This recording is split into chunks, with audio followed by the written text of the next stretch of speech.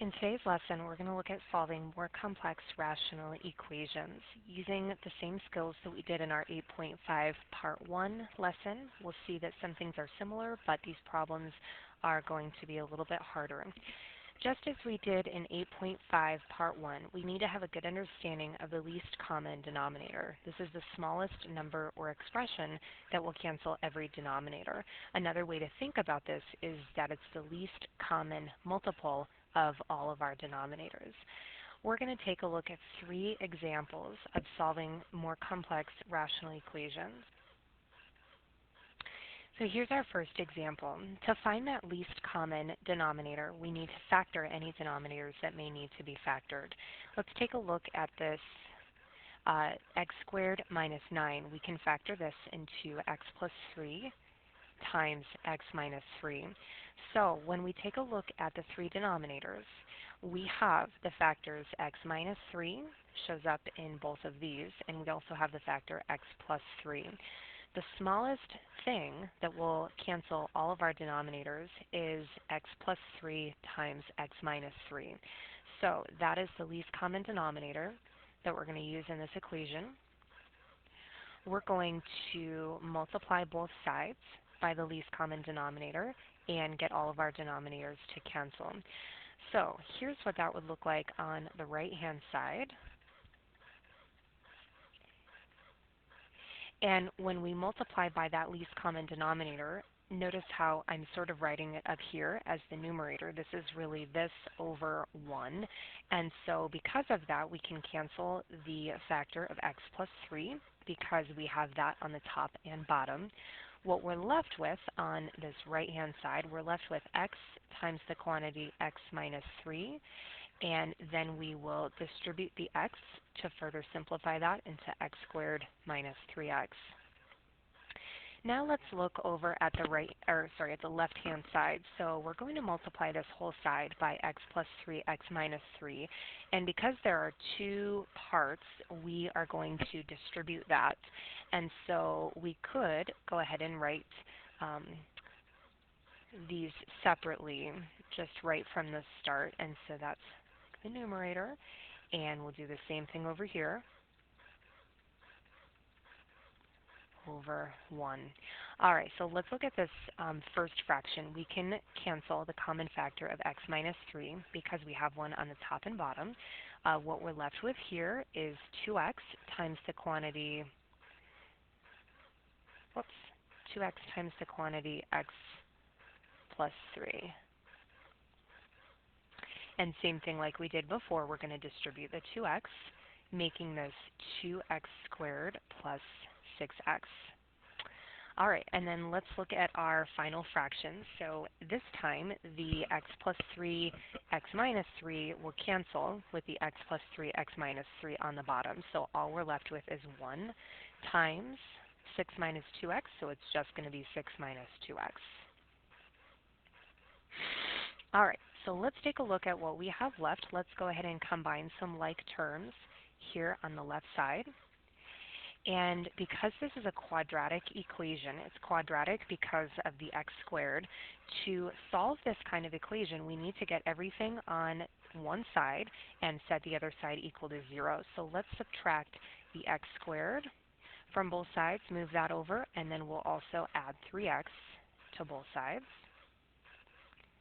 So this is going to make that right-hand side equal to 0. What we're left with on this side is x squared plus 7x plus 6.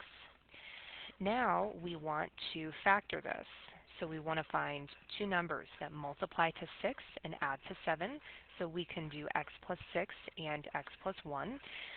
Factoring is usually the easiest way to solve a quadratic equation when it's set equal to 0. However, if it's not possible to be factored, we could always solve it using the quadratic formula. Now that it's factored, we will set each factor equal to 0 and solve for x. All right, so we have 2 solutions here, 2 possible solutions, negative 6 and negative 1. The last thing that we need to check is to see if either of those numbers would make either of the original denominators equal to 0. In this case, that's not the case. So like if we got x equals -3 for one of our solutions, we would have to throw it out because x cannot be -3. Same with +3. So those are the only two excluded values. Since we did not get either one of those, we end up with two solutions. So x could be -6, and or x would be -1. And again, this is okay, two solutions, because neither one makes any of the original denominators equal to 0. Let's try another one. All right, in this problem, again, we're going to look for any denominators that can be factored. As a first step, we can factor this denominator into x plus 5 times x plus 3. And now thinking about that least common denominator, the smallest thing that will cancel all of our denominators is exactly that, x plus 5 times x plus 3. All right, so we're going to go through, we're going to multiply both sides of our equation by our least common denominator.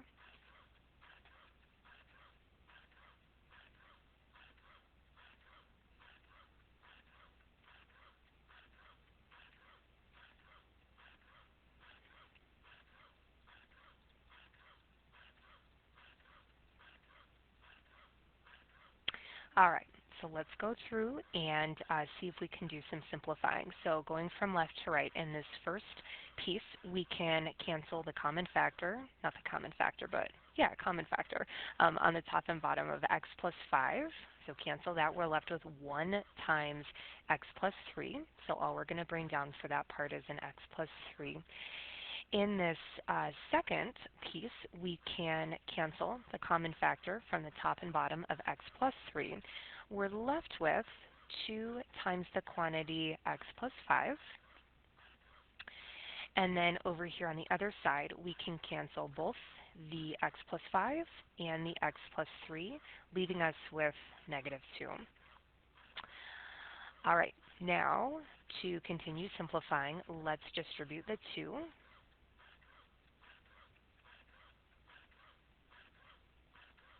And then let's combine like terms on the left side. So x plus 2x is 3x. 3 plus 10 is 13. Now this is just a regular linear equation. It's not quadratic. We don't have the x squared.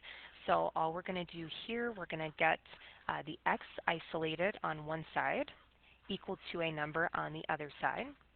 And we're going to divide both sides here by 3, and we get x equals -5.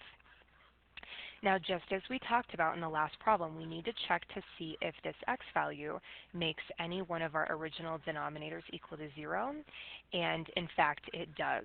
This first denominator and then also over here with that x plus 5. So if x is -5, -5 plus 5 is 0. That's going to make a 0 denominator here and there. And so we have to reject this solution. Since there was only one solution, we just say there's no solution.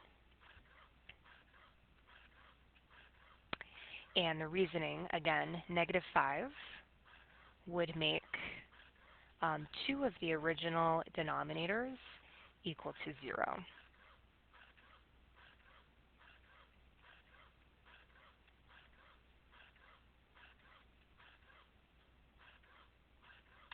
All right, here is our last example. Let's first think about our least common denominator. First off, the 3 over here doesn't have a denominator shown, which means that we can write it in there. It really represents a denominator of 1.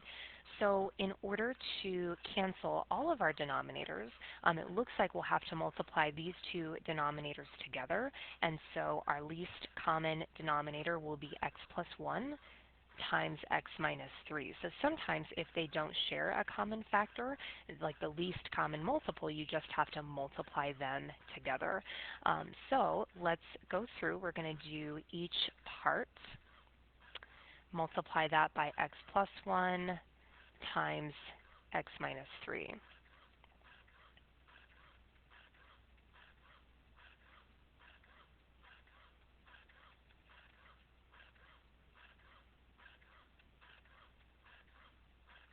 All right, let's go through and do some simplifying. So starting with the first part here, we can cancel the common factor of x plus 1 and bring down what we're left with, x minus 3 times x minus 1.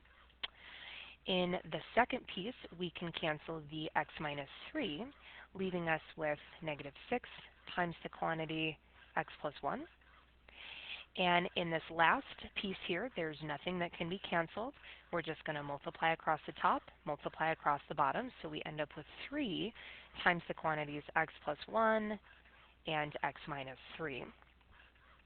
All right, now we're going to have to do some work simplifying here, and we're going to do a couple rounds of FOIL. So we're going to do FOIL to help us with the first part. We're going to do some distributive property for the middle, and we'll do a little bit of FOIL and also distribute the 3 on the end.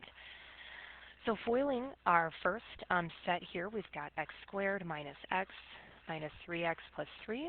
Distribute the negative 6. And on the other side, let's FOIL first, and then we can distribute the 3. So we've got x squared minus 3x plus x minus 3. And then go ahead and distribute that 3. Actually, let's combine the like terms in the middle here first. So this is really x squared minus 2x minus 3. All right, now we'll go ahead and distribute that 3. So we've got 3x squared minus 6x minus 9. All right, let's do some work here on the left side, doing some simplifying as we bring it down. So we've got our x squared. Let's look at all of our x's. So we've got minus x minus 3x minus 6x. All together, that's going to be minus 10x. And then 3 minus 6 is going to be minus 3. Okay, so this one is quadratic again with the x squared, so we want to get everything on one side to get this set equal to 0, and really it doesn't matter what side we move it over to. Typically, whatever the x squared term is, I like to keep that positive if I can. If it's a positive x squared, it's going to make our factoring easier, and so I think it would be best to move everything to the right side. So minus x squared from everything. To move this over, we're going to add 10x. And then to move the last one over, we're going to add 3. All right, so we've got 0. And over here on the right side, we've got 2x squared plus 4x minus 6. All right, number one rule of factoring is to check and see if there's a common factor amongst all of your terms. In this case, we have a common factor of 2, so we're going to factor the 2 out. And then we're going to keep that 2 in front. We're going to see if we can continue factoring this part. We want to find two numbers that multiply to negative 3 and add to positive 2. So we could do x plus 3 and x minus 1. All right, now when we're solving this, we're only going to set the factors equal to 0 that involve the variable x. We don't need to do anything with that 2 in front. If you try to set 2 equal to 0, that's a contradiction. 2 will never be equal to 0. All right, so again, we get these two solutions here, negative 3 and positive 1, but we need to check to see if anything would make our denominator 0. And it doesn't look like it. It's close. If x was positive 3 or if x was negative 1, that would make our denominator 0, but we have the opposite sign, so it's okay. X could be negative 3 or x could be positive 1, so they both work. So we end up with two solutions on this one.